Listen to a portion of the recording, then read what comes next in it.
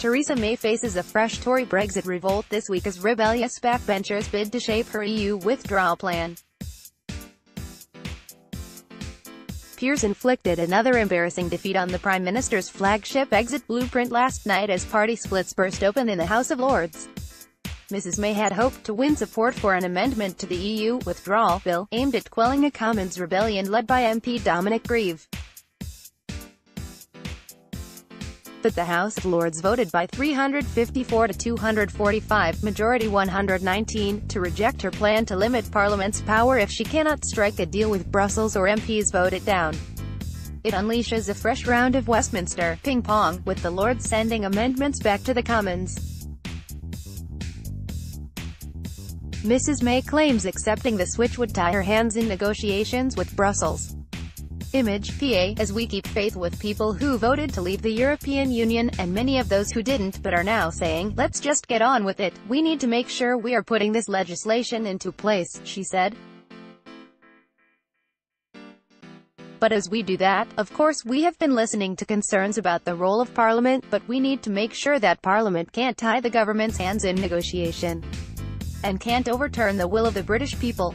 In the Lords, Tory former Minister Viscount Hailsham said the government had failed to deliver its promise to provide a meaningful vote.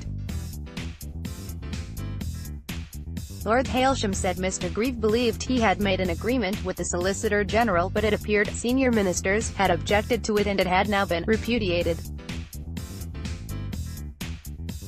His amendment requires the government to make a statement outlining its plan if there is no deal by January 21 and allow MPs the vote.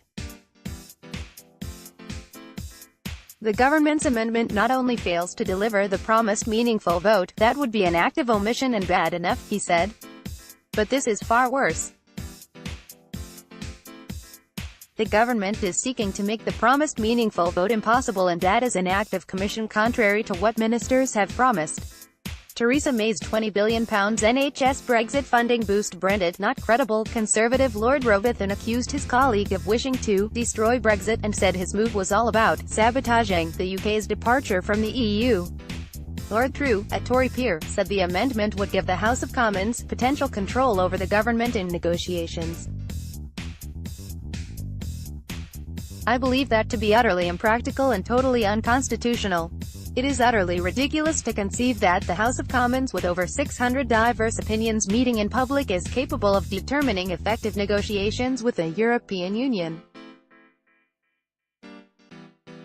It is inconceivable and absurd.